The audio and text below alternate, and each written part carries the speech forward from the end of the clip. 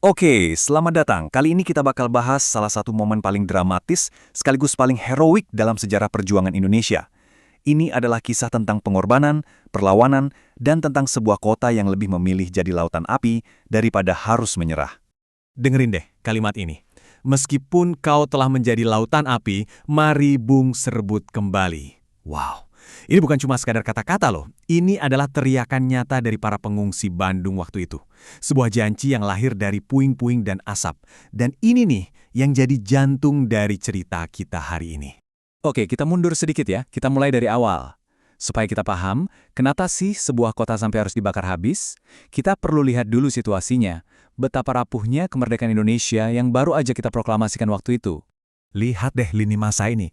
Jadi ceritanya gini, 14 Agustus 45, Jepang nyerah ke sekutu. Nah, di Indonesia terjadi yang namanya kekosongan kekuasaan. Ini kesempatan emas. 3 hari kemudian, 17 Agustus, para pemimpin kita langsung memproklamasikan kemerdekaan. Tapi, euforianya cuma sebentar. Nggak lama, pasukan sekutu mendarat, dan tanggal 12 Oktober, mereka tiba di Bandung.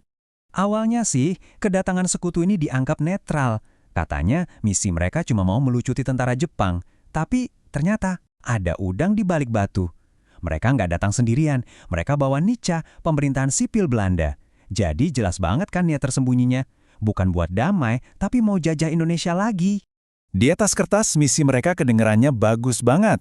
Tapi kenyataannya di lapangan, jauh panggang dari api. Para tawanan Belanda yang baru dibebasin, malah dikasih senjata sama Nica. Mereka inilah yang mulai bikin onar, gangguin keamanan sampai akhirnya memicu bentrokan bersenjata. Dari sinilah situasi di Bandung mulai panas, benar-benar panas. Nah, provokasi-provokasi ini jelas bikin para pejuang kita marah besar. Dan kemarahan inilah yang akhirnya membawa kita ke eskalasi pertama, yaitu ultimatum dari pihak sekutu. Puncaknya itu terjadi malam tanggal 24 November 1945. Para pejuang Indonesia udah nggak tahan lagi. Mereka serang markas besar sekutu di Hotel Savoy Homan dan Hotel Preanger. Wah, pertempuran sengit pecah malam itu juga. Dan serangan inilah yang memicu reaksi keras dari Brigadir Jenderal MacDonald. 3 hari setelah serangan itu, keluarlah ultimatum dari MacDonald. Isinya gini, Bandung dibagi 2, pakai rel kereta api sebagai batas. Wilayah utara buat sekutu, selatan buat Indonesia.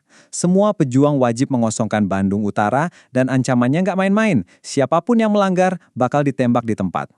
Tujuannya jelas, mereka mau mengamankan basis militer strategis mereka. Terus, apa ultimatum itu diturutin? Ya enggak lah, diabaikan mentah-mentah. Rakyat Bandung ngelawan total. Para pejuang bikin pos-pos gerilya. Bahkan para pedagang di pasar pun ikut berjuang dengan cara mereka, memboikot sekutu. Ini bikin sekutu pusing 7 keliling. Soalnya mereka jadi harus ngedatengin logistik makanan jauh-jauh dari Jakarta. Nah, ini nih yang gila. Coba lihat perbandingan kekuatannya di salah satu penyergapan paling terkenal, peristiwa Bojong Kokosan. Di satu sisi, ada pasukan sekutu, pemenang Perang Dunia II, lengkap dengan tank dan kendaraan lapis baja. Di sisi lain, pejuang kita, bersenjatakan pistol, granat, golok, bahkan bambu runcing. Kelihatannya mustahil banget kan? Tapi yang terjadi di luar dugaan. Dalam penyergapan itu, pasukan sekutu yang super kuat itu berhasil dipukul mundur. Ini jadi pukulan telak yang super memalukan buat mereka. Sampai ada ungkapan, kalian mungkin menang lawan Hitler, tapi lawan warga Sukabumi kalian kalah telak. Wah, ini benar-benar mencoreng reputasi mereka di mata dunia. Karena frustrasi terus-terusan dapat perlawanan, sekutu akhirnya ngeluarin ancaman yang jauh lebih keras. Dan ancaman inilah yang membuat para pemimpin kita dihadapkan pada pilihan yang, ya ampun, mustahil banget. Tanggal 23 Maret 1946, ultimatum kedua keluar. Kali ini lebih parah. Nggak ada lagi bagi-bagi kota. Seluruh pejuang dan warga harus mundur sejauh 11 km dari pusat kota Bandung Selatan. Ancamannya, kalau sampai tengah malam tanggal 24 Maret nggak dipatuhi, Bandung bakal dibombardir dari udara. Nah, disinilah letak dilemanya. Coba bayangin, jadi komandan di lapangan, Ahana Sution. Beliau dapat 2 perintah yang benar-benar bertentangan. Dari pemerintah pusat di Jakarta, PM Sultan Syahrir bilang, patuhi saja demi diplomasi. Tapi dari markas besar militer di Jogja, Panglima Besar Jenderal Sudirman bilang, lawan, pertahankan setiap jengkal tanah air. Bingung kan? Di tengah kebingungan ini, mereka mengadakan musyawarah darurat. Dan di saat genting kayak gini, muncullah satu ide yang super radikal dari wali kota Rukana. Intinya gini, oke, kita turuti untuk pergi, tapi kita bakal pastikan musuh nggak akan dapat apa-apa selain abu dan puing-puing. Dan ide radikal inilah yang kemudian jadi sebuah operasi terencana yang kita kenal sebagai Bandung Lautan Api, sebuah strategi pengorbanan tertinggi. Sekarang kita lihat gimana persisnya rencana ini dijalankan. Jadi ini penting ya, ini bukan aksi anarkis yang nggak beraturan. Ini operasi militer yang sangat terencana. Langkah-langkahnya jelas. Pertama, evakuasi semua warga sipil. Kedua, tentara membakar gedung-gedung strategis. Ketiga, dan ini yang paling luar biasa, warga ikut membakar rumah mereka sendiri pas pergi. Keempat, semua mundur dan melanjutkan perjuangan dari luar kota. Dan bener aja, rencana itu dijalankan. Sore hari tanggal 24 Maret 1946, di tengah gerimis, ratusan ribu penduduk Bandung mulai keluar dari kota. Coba bayangin pemandangannya, mereka jalan kaki, bawa barang apa adanya di punggung, di gerobak, menuju tempat yang mereka sendiri nggak tahu. Dan disinilah inti dari pengorbanan itu. Dengan air mata berlinang, mereka menyulut api ke rumah mereka sendiri. Rumah tempat mereka tumbuh, tempat semua kenangan ada. Mereka rela kehilangan segalanya demi satu hal, agar musuh nggak bisa menggunakan apapun. Coba deh kita renungkan sejenak. Apa ya yang ada di pikiran dan hati mereka saat itu? Seberapa besar cinta pada negara, atau keberanian, atau mungkin keputusasaan yang bikin seseorang sanggup membakar rumahnya sendiri demi tujuan yang lebih besar?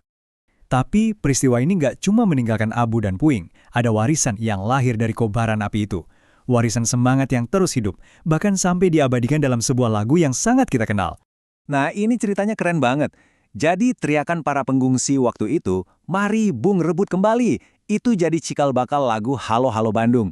Meskipun yang tercatat resmi sebagai penciptanya itu Ismail Marzuki, ada juga loh perdebatan sejarah yang bilang kalau penciptanya itu seorang tentara Siliwangi.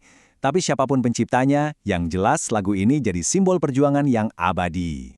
Di tengah semua kekacauan dan kobaran api itu, ada satu lagi aksi heroik pamungkas.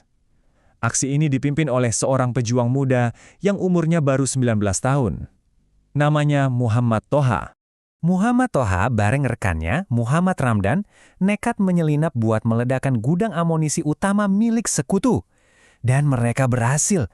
Ledakannya luar biasa dahsyat. Katanya suaranya kedengaran sampai ke Cianjur. Aksi ini benar-benar melumpuhkan kekuatan sekutu dan jadi puncak pengorbanan dalam peristiwa Bandung Lautan Api.